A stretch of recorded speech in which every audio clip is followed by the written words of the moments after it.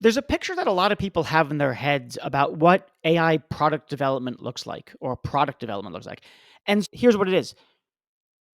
You have a team in an organization. Let's say it's a large Fortune 500 company, something along those lines. You've got a team. They've got this idea about how to make a product.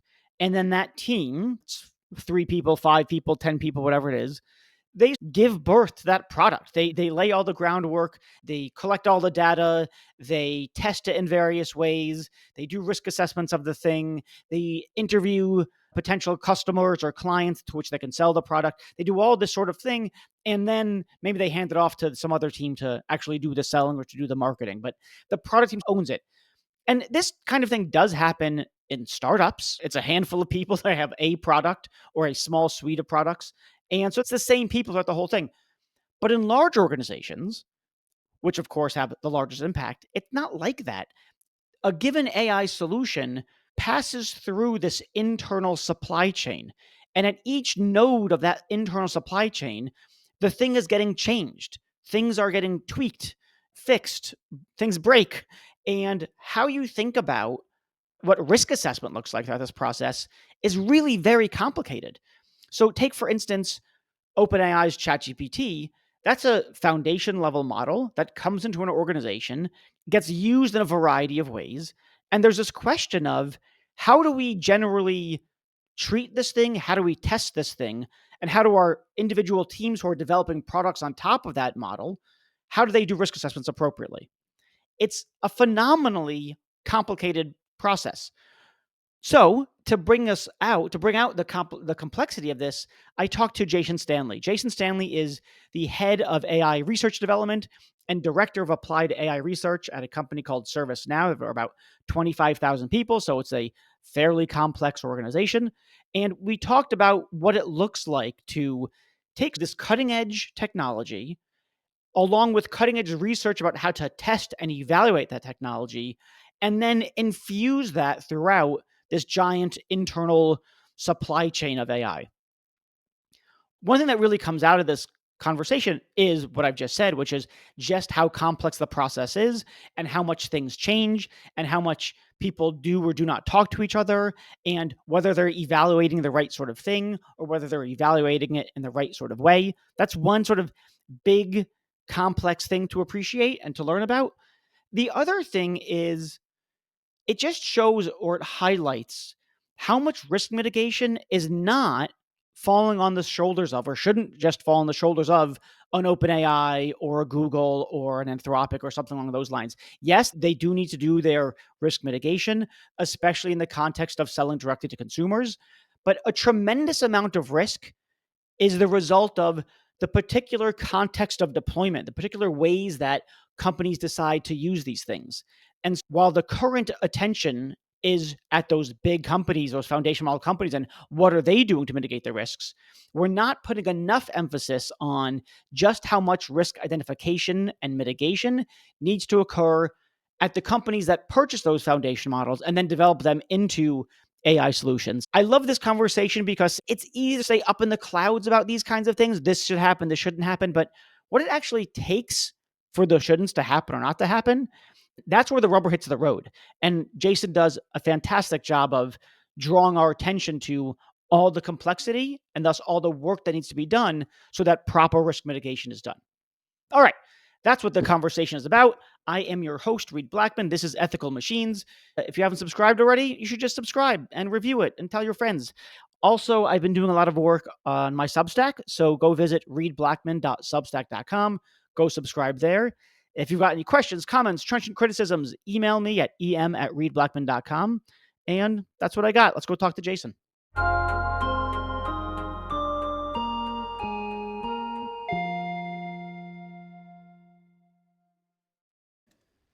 So, Jason, one thing that I've seen in the course of the past several years, people talking about AI ethics or something along those lines, is that there's a lot of talk about things like trust and safety. That seems to me like one of the phrases that has, I don't want to say come to replace talk about AI ethics, but has, I want to say, taken center stage in a way. We've seen a variety of large tech organizations have or develop trust and safety teams. Some of them dissolve those teams. That seems like a problem. But I don't think that I have a wonderful sense, and I don't think most of my audience has a great sense of what exactly a trust and safety team does or what their function is, how important they are. So I guess that's my first sort of maybe too big of a question. You're on, I know it's called a trust and governance team. That sounds a lot like trust and safety. Is it different? So I want to hear about what's the function of a trust and safety or trust and governance team within a large organization. What's the work look like? Sure. So I work inside a very large organization, right? About 25,000 employees stretched around the world. We produce lots of different kinds of products across different sectors and so on. So as you can imagine, there's a lot of organizational complexity in all of that. I lead what's called the applied research team working on trust and governance inside an organization that's called ServiceNow Research, which is like an R&D kind of division within ServiceNow. Within the company as a whole, there are other people working on those broad areas, right? We have people who lead responsible AI efforts. We have compliance people. We have people who are working on policy and understanding obligations. We have a kind of an ethics office and so on. And those are not in the same organization as I am, right? So there are people who are distributed across the organization. My team is not doing all of trust and governance inside ServiceNow. We play a role within that ecosystem. So it is something like an OpenAI or Microsoft or a Google or an Anthropic or whatever, some larger company creates a model, like a large language model, for instance, and you want to bring it into your organization in some capacity or other, or there are probably numerous potential opportunities to use that kind of technology, either within your own organization or to develop products internally that you'll eventually sell to clients. And so you're in the business of doing the research to figure out how things can go sideways and then mitigating those risks. Is that a fair example So or that no? example, no. What I'm talking about when I'm talking about things that are higher uncertainty, so a good example is like automated red teaming or automated adversarial testing. Okay, so this is the field is moving in a direction where it's difficult to red team models. So red teaming is basically trying to find ways in past the guardrails or in past the whatever alignment that's been done on the model to make the model do things that it shouldn't, the developers don't want it to do, or the people who've deployed it. So OpenAI says, don't give any information about how to create chemical weapons or whatever, and you try to figure out, hey, can we tell it to ignore that instruction so it'll tell us how to create a chemical weapon? Exactly. Except you could imagine doing this, like there are many other kinds of threats that you would imagine trying to get the model to do, or finding There your could way be into dozens or hundreds. using the model as a gateway to get into systems to do two other things, whatever. So that's a real manual process historically. So how can you automate that process? How can you leverage large language models and like communities of large language models to help you do that process in a scalable way? How can you do it in an evolutionary way so that you're hunting through the problem space in a much more efficient and like fast way than a team of humans might be able to?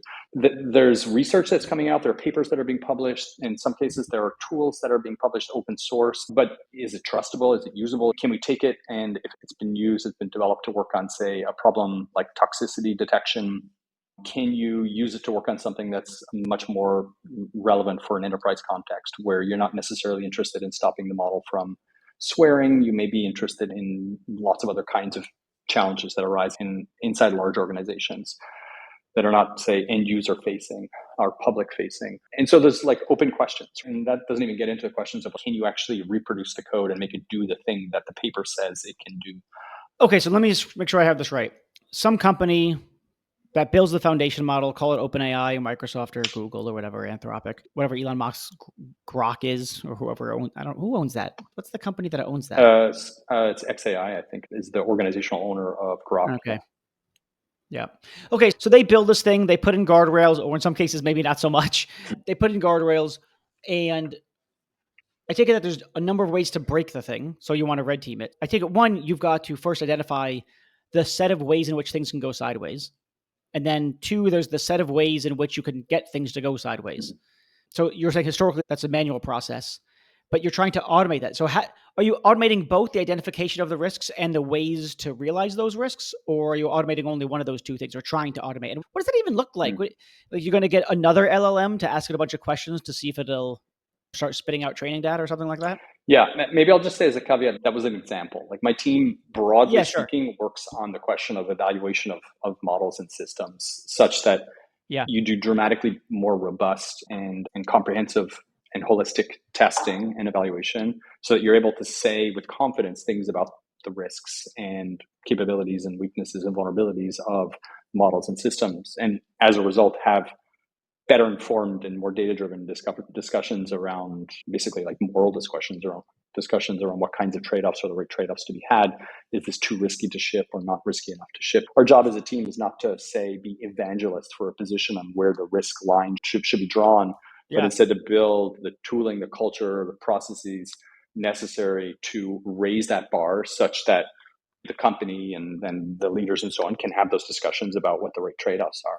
So adversarial testing is one kind of testing. And so the automation question arises simply because there's no way that manual teams can keep up with this process. It doesn't mean that manual red teaming is removed from the equation. It's just that it needs to be augmented dramatically by these different kinds of automated red teaming. And automated red teaming, automated adversarial testing can take many forms, right? There's not a single way of doing this. Just to give you a couple of quick examples, there are ways of leveraging kind of evolutionary approaches to go hunting for any combination of characters that it turns out can be a key to unlock a kingdom, right?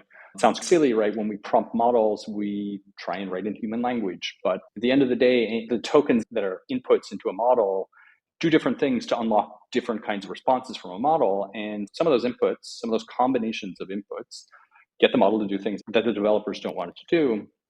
And sometimes you find somewhere in the envelope that can surprisingly cause the model to do things that it really don't want it to do. And it turns out that sometimes those are just random combinations of characters. Okay, and so you can build a tool to evolutionarily and quickly hunt through the problem space using things that human red teamers wouldn't normally think of Oh, as input okay. keys. So that's one example.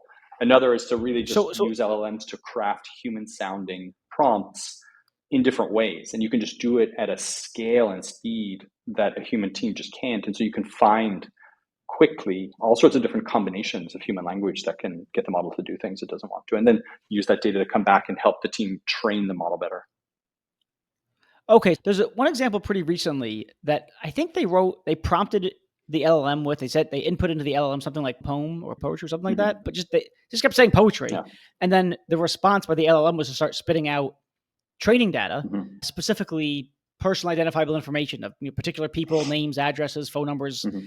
And so one thing that I thought was, first of all, why the hell would this thing start putting out Mm-hmm. personally identifiable information like that? Why? Just because it was inputted poem. That seems like a bananas response. Mm-hmm. So why does it do that? But then the other thing that I was thinking was, how in the hell did anyone figure out that if I keep saying poem, I'll get output that it's not supposed to give me? And I take it that, I still don't know the answer to the first one, but I take it that your answer to the second one is no one figured that out. That's just another LLM working on just trying out different kinds of prompts, different kinds of inputs until it just hits on the right one. Yeah, so Is that right? I don't know concretely if that's the right answer, but I would suspect, I would agree with you Yeah. that it's quite likely that you just got a model testing things out, or many models testing things out, and you've hit upon many of them, and then you look at what they're finding as keys to unlock the kingdom, and then you're synthesizing or like drawing examples from it. And poem was an example, but it Yeah. could be star star star question mark star Yeah. star. Yeah. Yeah. Yeah, Yeah. yeah, and It's like these, I don't know, like when you watch someone hacking a code in a movie where it was like cycling through the digits of a 5 or 6 right, digit thing. And yeah. then it hits the first one, it's a 5. Then it's the next one, then it hits a 7. Like it's until it's just trying all the combinations until it hits the right number. And it's that kind of thing. Yeah, yeah. It's just not numbers, it's Different methods could be a little bit text. different. If it's working evolutionarily, it may be learning from the signals it's getting back about whether or not Yeah. it's hot or cold, these kinds of things. But in general, that's how it works. Yeah. 2 things. 1, do you think it's unfair? Sometimes I suspect that people are holding large organizations that build the foundation models to unrealistic standards about what would constitute sufficiently safe, or what governance looks like, what guardrails looks like, because they can't, to your point earlier, possibly predict all the context in which it's going to be used, all the use cases. So how much could they possibly do? I was once talking to people who are responsible for drafting regulations, federal regulations. Yeah, they need to assess all the risks of the model, how it might be used, and then mitigate those risks. And I said, it's impossible. There's tens of thousands, hundreds of thousands, countless use cases that they can't possibly predict, because if you're at an OpenAI, you're not a healthcare company. You're not healthcare experts. You can't predict all the possible, even if you were, healthcare is Mhm. so vast, you can't predict all the possible points of deployment. Mhm. So are we holding some of these companies to too high of a standard when we talk about they need to make sure they have, very robust trust and governance, trust and safety teams, or is that still the right call? Okay, so I'd break the question down in a few ways. I think a lot of the evals, a lot of what counts for like evaluation and alignment work at the foundation model level is not at all important compared to all the work that gets done to take that model as an input and to turn it into a product that gets used in a very specific context, and the kind of Yeah. work that you would Yeah. do to design that tool, maybe fine tune the model, put guardrails around the model so that it is a responsible thing in the context that you understand, right? If you're building a tool for a hospital, for example, ostensibly you're a team that understands or can at least engage with people who understand what the risks are of deploying into a hospital setting, who your users are, what their weaknesses are, what their strengths are, how they're typically going to use it, and what kinds of errors matter for the more than other errors for the model. OpenAI doesn't know that because they're not a healthcare product company, but other companies that are using the likes of those foundation models do. And again, like the discourse is so focused on these frontier model companies and the producers of these Yeah. foundation models that we're missing where most of the risk materializes. The risk is materializing where the thing gets put into a product and used by a set of users. Yeah. And OpenAI's evals, it doesn't really matter whether OpenAI has aligned their model very much, because what they're talking about there is that it's not going to spit out hate speech or and those things are Right. important, but they're not the kinds of things that are going to determine whether the tool is going to cause a disaster inside a hospital.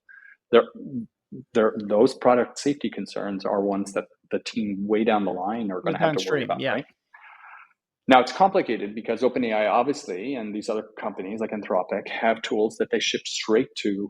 They go B2C, right? A lot of Yeah. people have these things on their phone or their laptop and they use them. And so there is an element where they need to think about who are the people who are using their tools. In the same way that Google search or Bing search or any of these Yeah. big B2C companies have historically needed to think about what does safety mean in a context where we have our direct users and we don't totally understand all the things that they're going to try and do. That's not a new problem. And definitely the models they're increasingly powerful and so on. And so maybe it's taking on greater importance, but I don't see that as a new problem. We have the old paradigm of you're going straight to market with a general purpose tool, whatever these communication devices, social media. There's lots of things that people could do with those, and you need a sort of complex web of systems to figure out how to deal with those different uses. And some of them may be technological. Some of them are definitely going to be human oriented. Some of them are going to be in the T's and C's of the product. And there's like a web Yeah. of things that they're going to have to do. But I would definitely Sure. divorce this notion of what is important to the safety and alignment, or are we holding them to too high a standard when they're going straight to market or shipping open source versus when it's an input into a supply chain where things are going to happen and a lot of the risk is materializing in a domain where other people have their hands on the product. And those are the people who like the Sure. conversation needs to at least shift importantly, if not totally, towards that. What are people doing with these models? And what kind of standard are they being held to in terms of safety and whatnot in their specific domains? And there, I think that probably existing bodies and regulations we have that are sector specific, aeronautical safety, automobile safety, Yeah. and healthcare safety, pharmaceutical safety, we probably already have the tools or can easily adapt the tools to help shape what safety should mean for AI driven things that are happening in that sector. Yeah. Okay. So I get this point. There's B2C context. I can use Claude. I can use ChatGPT, whatever. And so there's certain kinds of things they want to put in place for that, but that's not unique to them. That's the case with any consumer product that millions of people are going to use. You got to have certain kinds of safety and guidelines. Okay. Okay. And then, but one thing that people complain a lot about is the lack of transparency with how these things are trained. Mhm. And I take it that among the many concerns, and I want to know if this is a real concern, is that if those foundation model companies aren't sufficiently transparent, then people like you or your team who exist downstream and are further tweaking the model, changing it, putting it in a certain context, wrapping a solution around it, whatever it is, you can't do your trust and safety or trust and governance job. You can't do your risk assessment properly if they're not transparent enough with you about, I don't know, how the model was built, what the weights are, what the training data looked like, et cetera. So that does seem from the outside anyway like a concern. You might think, all right, if they don't provide you with enough information, then you can't do the assessment that you need to do. Or is that just not the case?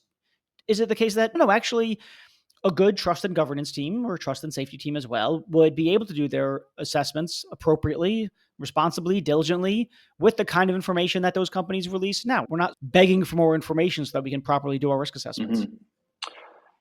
For my team working on evaluation, it's important to know whether base models or foundation models have, for example, been trained on data that we might be using to evaluate those models. That's a problem, right? It's leaking the answers to the student before you've given the test.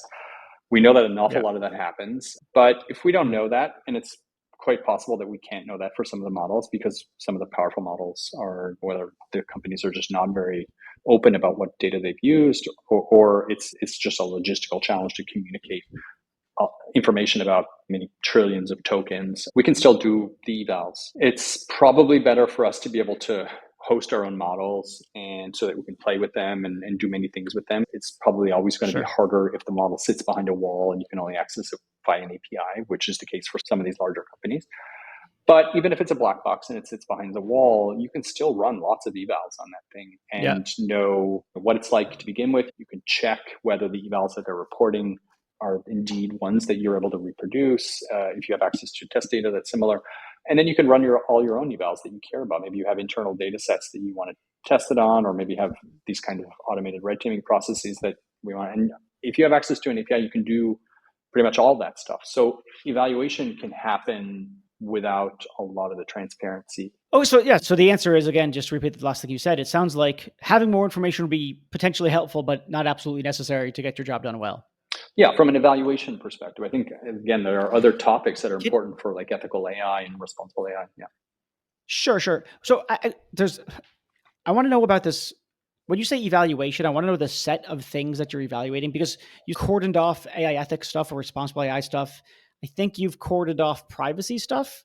Are you just evaluating, does the thing work? Is it doing as well as they said it would do? Or is it doing as well as a human would do if we replace the human with an AI? Or is the AI plus the human better than the human alone? Is it, if you like, purely how functional is this thing? Is that the nature of the evaluation? We don't run all the evaluations for the company, right? We're not a team that's running the evaluations. Evaluation is happening all over the place. Different kinds of evaluation by different kinds of experts. We're an applied research team whose aim is to improve the quality of testing and evaluation that's happening in general, and to expand its comprehensivity, because there are certain zones, certain risk areas or performance areas that are just neglected when it comes to evaluation. You can think that classic machine learning team is going to focus a lot more on things like the reliability and robustness of the actual output vis-a-vis some golden data set. Is it functionally doing well what we want it to? And they're going to have a greater neglect of things like some of the safety things that we've talked about, and the classic safety things. And they're probably going to be distant from the business context in a large organization. And so they may not be thinking about very specific kinds of like errors that matter more than other errors. And so they're going to have neglect. So we come into this situation and we're like, okay, we looked across a vast organization and we're like, where is the most leverage that we can gain in terms of raising the bar on the quality of evaluation and testing that's happening? And so that can mean different things. In some contexts, it could mean working on something like fairness and bias testing that is not like it is a more of a neglected domain inside most organizations producing AI than some of those classic machine learning things. Or in our context, it can mean basically going deep on the question of what does it mean to actually measure quality, right? What quality and risk?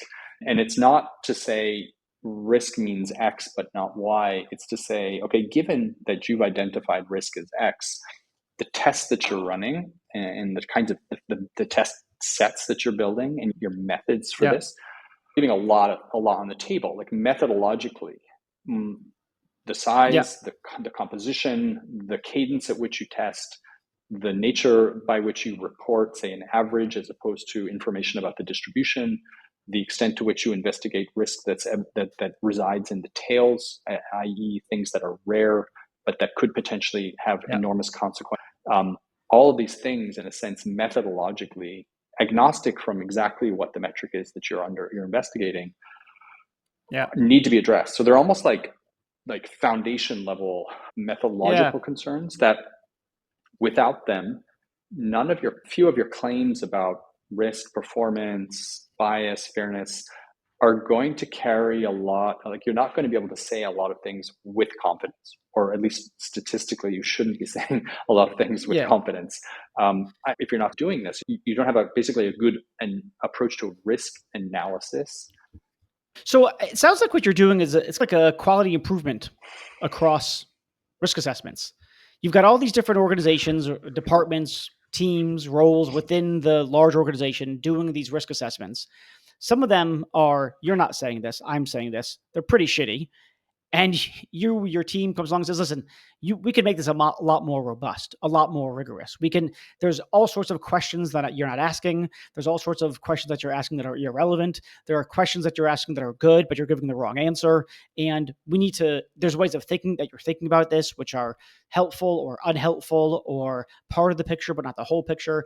And since people are not very good at risk assessment and there's all these different people doing it, you're on, I'm going to say the word layer again, unhelpfully. You're going to put on a layer of quality improvement, something like that, for how Yeah, everyone does their yeah, job. that doesn't sound super sexy, but yeah, basically, yeah, trying to raise the bar. I wouldn't use all the words that you use there to describe Well, the way things are, the state of affairs internally, but broadly sure, yes, yes. speaking, In principle, it could be that way. That's what I yeah, should say. In principle, it could be that people yeah. are X, Y, Z. We'll say, yeah, Evaluation is as hard a problem as building this technology, yeah, right? And it's getting yeah, more complex and harder because we're releasing more sophisticated things. And we don't, just by way of example, the simple agents that are being built and released right now. So, as in AI agents, it's a new paradigm, like trying to figure out how you yeah, evaluate those. And things are getting, tasks models can complete are getting so complex, it's hard for humans to give good feedback on results. And so you need to start thinking about combinations of human and AI, or human and juries of yeah.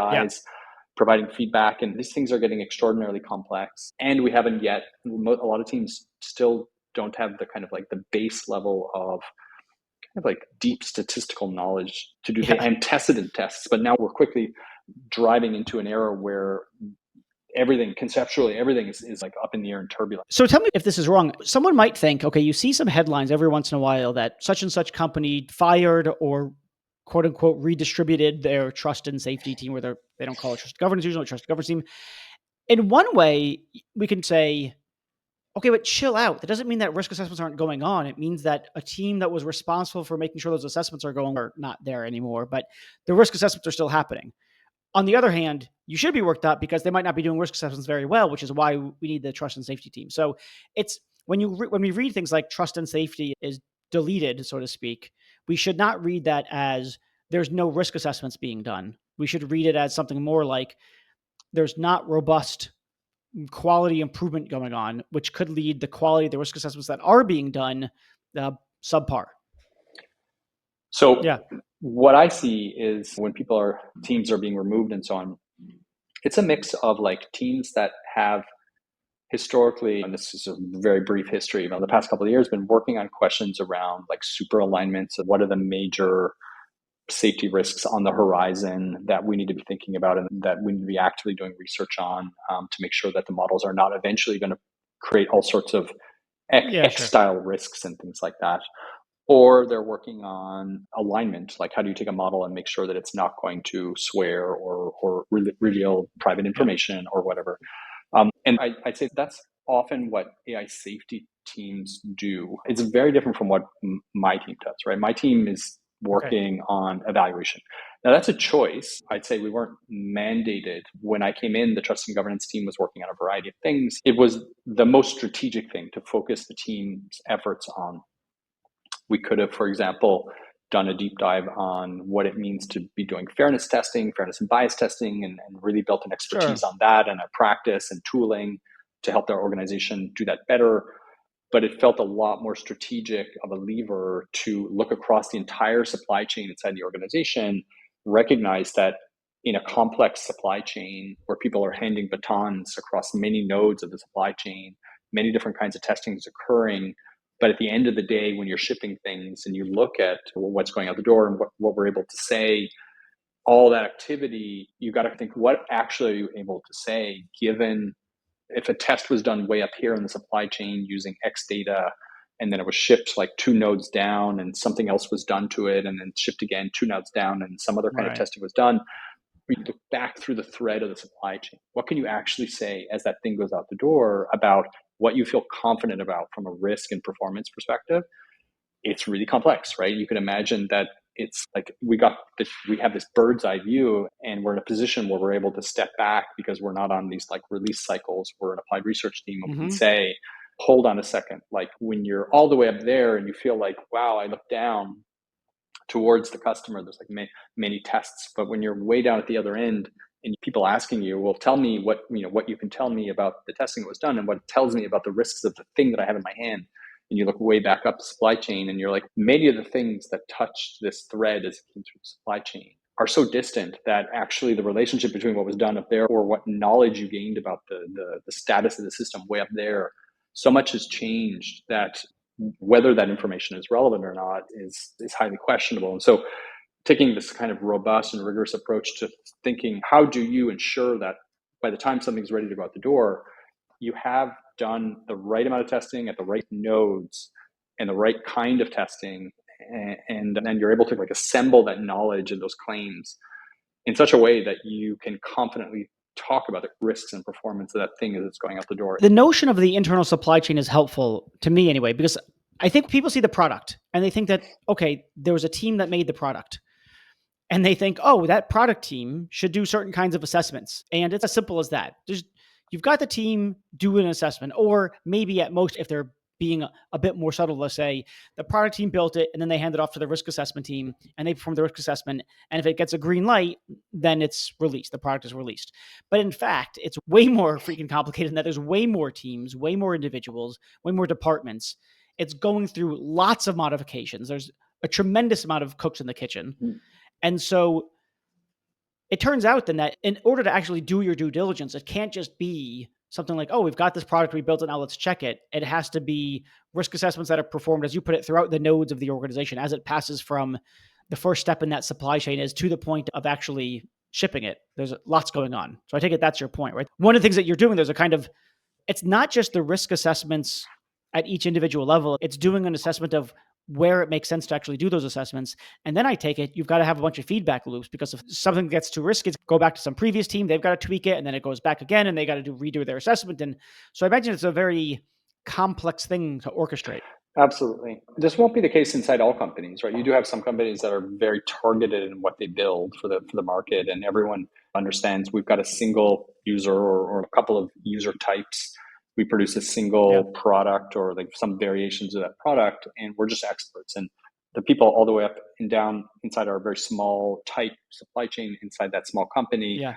everyone knows we're building a tool for a doctor, and doctors have this range of behavior or mental models, and they work in hospitals or clinics, and that knowledge pervades the supply chain. But inside very big organizations like the one I work inside, you have like many different products across many different sectors, and as a result of that scale and breadth, you have like a platformization where the company seeks to build common components that can be used across many products. And that has existed long before AI, right? Sure. So you take AI and you put it in that kind of a company, and you can imagine a supply chain that's okay. So which foundation model should we be working with? Potentially, there's even an antecedent step, which is should we build our own foundation model? That's less common, but Sure. Yep. so you've got someone making a decision about which foundation model that has a set of criteria, right? How do you measure, how do you compare what a good or bad foundation model is? You then take that model and you might say instruction tune it. And so that's like basically taking it and training it to follow instructions, not any specific Mm-hmm. instructions, but teaching it what it means to be able to follow instructions. And then you've got evals associated with that. Then you're going to probably fine tune it. Not every organization does all these steps, but big one Sure. like Sure. ours does. You're fine tuning models, and so you have to know, what does it mean? What do you want it to be better at? Maybe you want it to be better at a whole bunch of different things, and so you've got these data sets that you're running the model through, and your student is running through primary education many times, right? You're teaching them to Mm-hmm. be good at a bunch of different kinds of skills, but not all the skills. And you're constantly running evaluations and iteratively cycling through that process to figure out how to do it Yep. better. And then you get to a point where, okay, you want to take a model on its own, doesn't do anything. A model needs to be prompted to do something. And maybe you want to create common capabilities or skills. And so you take a model and you say, I want my model to be really good at being able to generate email text, for example. And so you've got to engineer a prompt that takes a model and together creates this capability. You call it email writing. You can imagine you have a library of these things. And in order to do that, you've got to, again, it's a little bit like fine tuning. You've got to come up with the data sets to help you create that combination of prompt and model and make sure that it's performing well. And so you're like iterating through this cycle. But at this point, it's good at email writing, but it's not necessarily good at email writing in a healthcare context or in an educational context or in a legal context. Yeah. It's a kind of generic capability. And then you've got a bunch of teams that are out there who know their domains, but who are not necessarily AI experts. And they're figuring out how to use components to build tools for their market. And so they're taking maybe capabilities, maybe in some cases, re-engineering them slightly, putting them inside user interfaces and so on and so forth, and then serving the market with these things. And they're doing different kinds of evals. Okay. And so you've got all these different kinds of evaluations happening. But as you go down the chain, like what you learned all up here in node 1, as you go down and you do different things, the facts that you learned up here are probably not true anymore, right? Because you've done things. So you've taken your wood, you've got a strength. Imagine you've got a plank of wood. We've got tests that tell you how strong it is. You take it, it goes down through the supply chain, you drill a bunch of holes in it and nail it to something. And guess what? It doesn't have the same strength properties as it did before. Maybe it's stronger, maybe it's weaker. We don't know. And then eventually you're going to take it and put something on top of it. And so the kind of strength that you measure all the way down at the end is going to be different from the kind of strength you measure all the way at the top. So you've got these bits and pieces of information, and the organizations don't want to be rerunning like crazy amounts of evaluations at every node. And so they're like engineering systems of what to do when. And few people have the whole supply chain approach to this, right? They're like, they've got teams that are in each of the nodes. Maybe they're culturally very distinct, right? You've got like maybe an R&D team, and then you've got an engineering team, and then you've got like a quality assurance team, and then maybe you have a business team, and they don't all necessarily understand each other's tasks. This is really complex, and supply chains are not new. Supply chain like monitoring and intelligence is not new, but doing it in a context where you've got these highly stochastic machines and technology that few people actually understand well, that you're batting around in there and shaking it up. And then someone injects a new model because a new variant has come out or something like that into the system. You can imagine the complexity and how the evaluation challenge is quite enormous, right? Yeah, that was great. That was like a tour de force. I loved that. Because it really brings out just how complicated it is. I thought the wood metaphor was great. And the fact that there's so many different kinds of teams, they don't speak the same language. That's exactly right. That's why it's so complicated. All right, thank you so much. This has been really great. You've added so much color to what it actually looks like to do assessments, evals, as you put it, throughout the process. And I think that's the kind of perspective that a lot of people need to hear who are making claims about what policies should look like, or how organizations should act, or what models should look like, or what the risks are. Because I think if we don't appreciate that kind of stuff, then it's just not reality. We're just making claims into the ether about the ideal world, and it's not helpful. So thank you for adding color to what actually goes on in an organization building and deploying AI. Yeah, thanks for the invitation. It's been a great pleasure. Thanks so much, everyone, for listening. And now let me thank the people who have made this podcast possible. So first of all, we have Delano Alexander. He's been with me since day one. He showed me even how to start recording a podcast in the first place. He does editing stuff. He's been fantastic, and he does really everything I ask him to and more. I've never met anyone else who just says so much. Yeah, I don't know how to do that, but I'll figure it out. What more could you ask for in a producer? Next up, Jennifer Strong, my podcast guru. I don't know what else to call her. She just has advised me on how to design the podcast, how to grow it, and she's responsible for, if you like, this kind of season 2 relaunch and everything around it. So thank you to you, Jennifer. Next up, Meg Marco, responsible for all the excellent artwork. Before I did the artwork, I didn't really know what I was doing. We put it together. It worked well enough, but I think Meg really did a phenomenal job bringing everything together. Garrett Lang, sound engineer that I frankly don't deserve. He's just too good for this podcast. Don't tell him I said that, though. Next up, Benjamin Koltgen. He is a professor of philosophy who has helped me source guests, identify who's interesting, who has things to say, etc., etc. So without him, I wouldn't have anyone to talk to. And then finally, Ashley Wasilenko, who helps with all manner of administrative things, making sure that the podcast guests find their way to the podcast, can schedule the recording, get their bios and headshots, and really just keeping the show on the rails and me organized. Thanks to all of you. Really appreciate all your hard work.